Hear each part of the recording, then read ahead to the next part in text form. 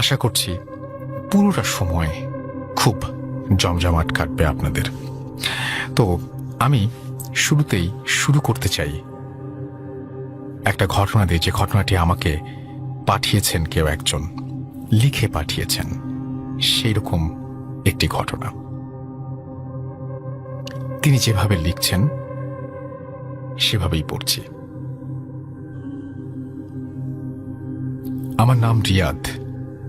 আমি বর্তমানে ইউরোপের এস্তোনিয়া নামক ছোট্ট একটি দেশে বসবাস করি।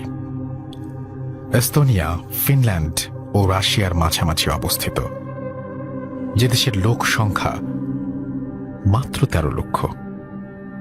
আমি এদেশে গত বছর অর্থাৎ গত 2016 সালে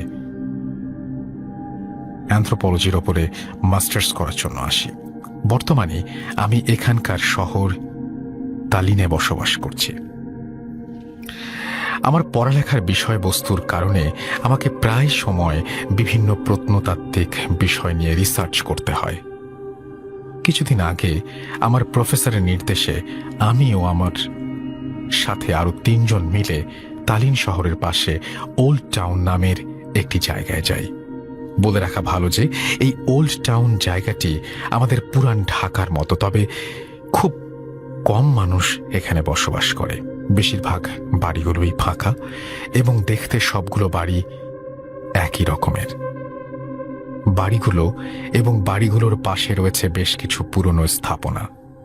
দিনের বেলা দর্শনার্থীরা ভিড় জমায় এই স্থাপনাগুলো দেখার জন্য, আর দ্বিতীয় বিশ্বযুদ্ধের সময়কালে অনেক জিনিসপত্র এখনো এই শহরে পাওয়া যায়।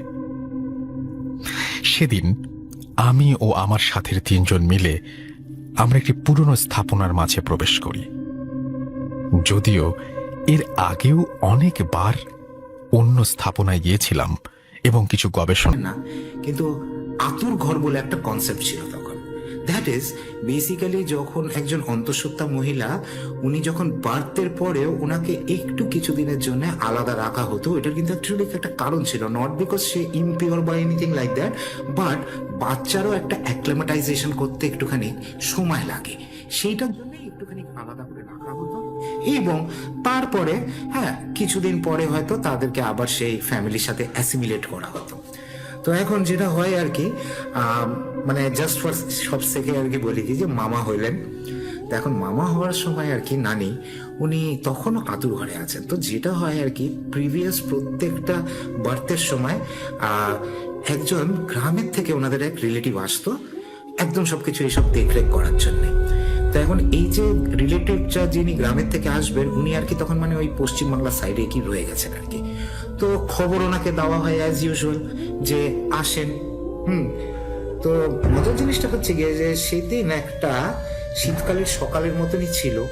অ্যান্ড এই যে রিলেটিভটা ওনার যে আসার কথা, এই রিলেটিভেরও আসার কথা কেন চিঠি অলরেডি দিয়ে দেওয়া হয়েছে 2 দিন আগে, টেলিগ্রাম করা হয়েছে না, চিঠি মনে হয় দেওয়া হয়েছিল, টেলিগ্রাম না। তো চিঠি দেওয়া হয়েছে, তো ওনারও আসার কথা। তো এখন সকালবেলার দিকে সব বাচ্চারা খেলাধুলা করছে টরছে, সব জায়গায় বিশাল বড় বাড়ি। ঠিক এরকম একখানা সময় যে জিনিসটা হয় সেটা হচ্ছে গিয়ে যে নানি হঠাৎ দেখে যে ওই যে রিলেটিভ যে দেখতে আসবে সে অলরেডি চলে এসছে।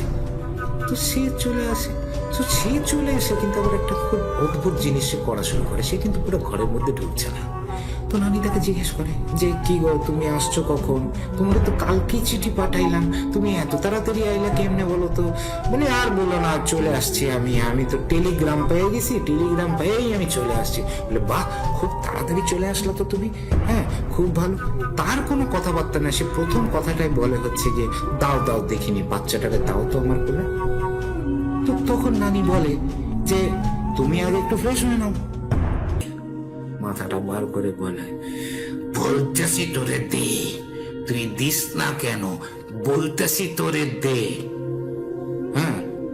এই সময় নানি চিৎকার করে ওঠে। এই চিৎকারে আরো কিছু সার্ভেন্টস ছিল এদিক ওদিক থেকে, তারা সবাই চলে আসে। কিন্তু তারা এসে ওই মহিলার কোনো হদিশই পায় না, অ্যাবসলিউটলি কোনো হদিশ পায় না। 2 দিন পরে উনি ঠিকই আসেন বাচ্চা দেখার জন্য।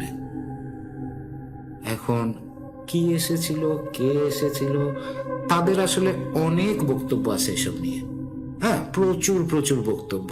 এটাও বলে যে 6 মেয়ের পরে প্রথম পুত্র সন্তান হচ্ছে, মানে উপরওয়ালাই জানে আসলে কি ছিল। কিন্তু এই একখানা ছোট্ট একটা ঘটনা ছিল আর কি, এটা আমার শাশুড়ি থেকে শোনা। হ্যাঁ, বেশ প্রচলিত ঘটনা।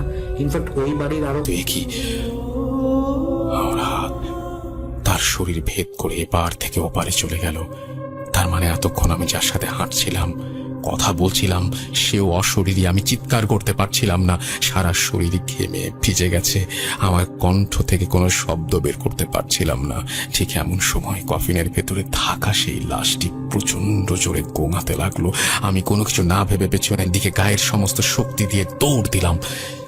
সিগারেট, রেডিও কি কোথায় পড়লো তার কোনো হদিস ছিল না। রুদ্ধশ্বাসে ছুটলাম যেদিক থেকে এসেছি। আমি দৌড়াচ্ছি আর মনে হচ্ছে গোঙানির শব্দটা আমার কাঁধের নিকট আরও নিকটতর হচ্ছে, আমাকে কেউ পেছনে ধাওয়া করছে।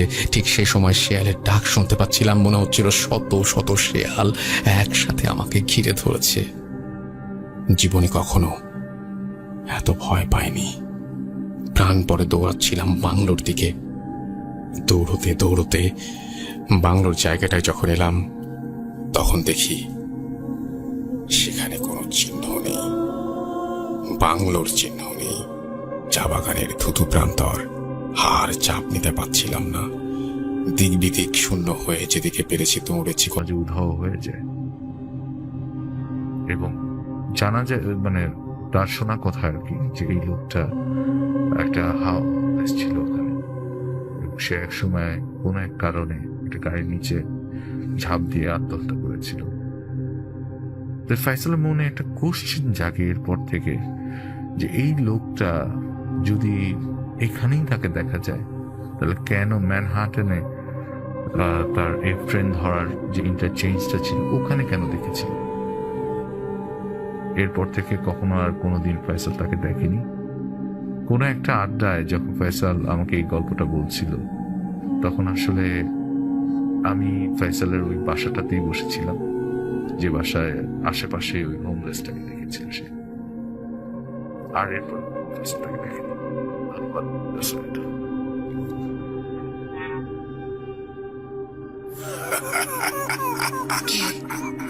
কে তুমি? Voot.com. The fear returns with Russell.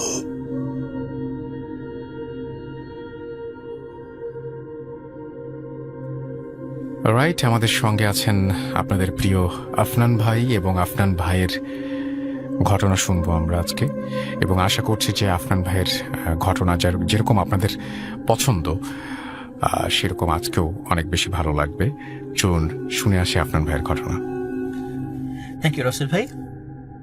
এখন যে ঘটনাটি আমি শেয়ার করব, এই ঘটনাটি কালেক্ট করে দিয়েছে হচ্ছে আমাদের খুলনার ছোট ভাই সৈকত। এবং খুলনার যত স্টোরি আমি বলেছি সাধারণত ওই সৈকতের মাধ্যম দিয়েই, আর একটা ছেলে আছে রূপম, এই দুইজনের মাধ্যম দিয়ে খুলনার চমৎকার চমৎকার স্টোরিগুলো আমি পেতাম। এবারও সৈকত আমাকে খুব সুন্দর একটা স্টোরি এনে দিয়েছে। একটা কবরস্থান আছে, কবরস্থানে কবরস্থ করা হয়, এবং ওইটা বলতে পারেন ওনাদেরই জায়গা আর কি।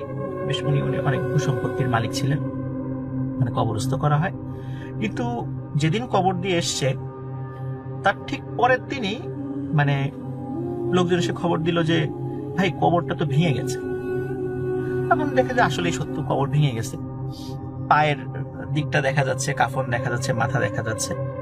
তখন ওরা চিন্তা করেন যে ঠিক আছে, তাহলে কালকেই কবর দিলাম, আজকে ভেঙে গেল। ওনারা বিষয় একদম স্বাভাবিকভাবে নিয়েছেন, হতেই পারে। তো ওনারা আবার বাঁশ টাস দিয়ে সবকিছু চাটাই দিয়ে আবার সুন্দর করে কবরটা প্রস্তুত করে দেন, মানে স্বাভাবিক হয়ে গেল। পরের দিন আবার কিছু লোক এসে বলে যে ভাই কবর তো ভেঙে গেছে। দেখি একই অবস্থা, কবর ভেঙে গেছে। আবার ঠিকঠাক করেন, পরের দিন আবার একই খবর, ভাই কবর ভেঙে গেছে। কি মুসিবত! এরকম প্রতিদিন এই কাজটা কে করতেছে? বলে বৃষ্টি তো নাই, কোন মানে শেয়াল যে ওটা করেছে তাও তো না, কবর ভাঙছে কেন?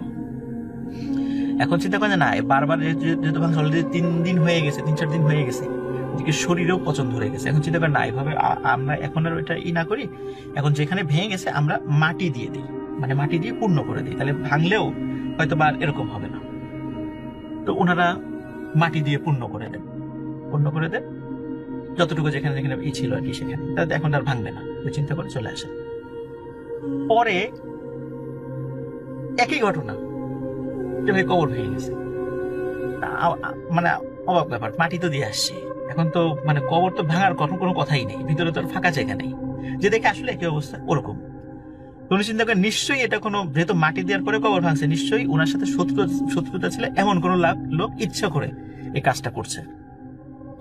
তখন ওনারা চিন্তা করে পাহারা বসায়, যে কবর আবার ঠিক করে পাহারা বসায়। দেখে যে কিছুই না, পাহারাদাররা যখন একটু মানে কোনো কারণে একটু অচেতন হয়ে গেছে বা সকাল হয়ে গেছে, বাসায় চলে গেছে, কিন্তু যখনই ওখানে কোনো লোক না থাকে পরে এসে দেখে কবর ভেঙে গেছে।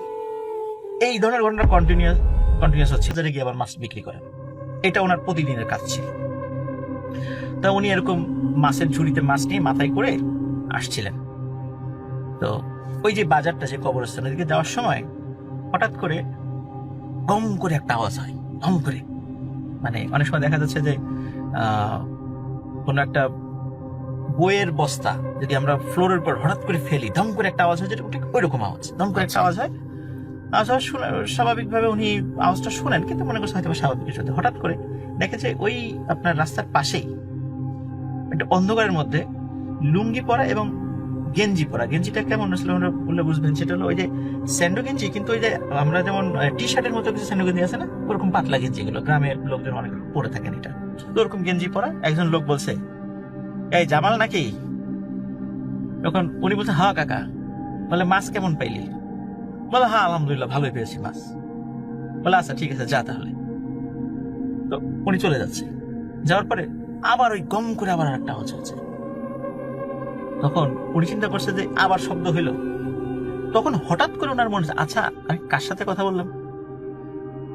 তখন বলছে, জামাল নাকি? যখন বলছে ও এটা তো মেম্বার চাচার গলা, ওনার সাথে তো আমি কথা বললাম, উনি মারা গেছেন অনেকদিন আগে।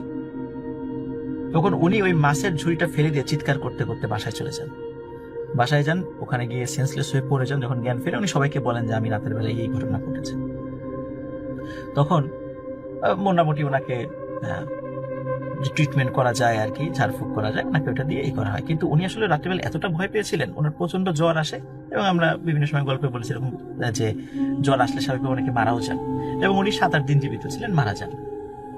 তো এটা যখন উনি মারা যান, তখন এলাকায় বলে যে মানে কেন মারা গেলেন, উনি ভয় পেয়েছিলেন। কেন ভয় পেয়েছিলেন? যে মেম্বার চাচাকে দেখেছিলেন রাস্তায়, এটা দেখে উনি খুব ভয় পেয়েছিলেন। এটা মানে গ্রামে এটা চাউর হয়ে যায়। তো এরপরে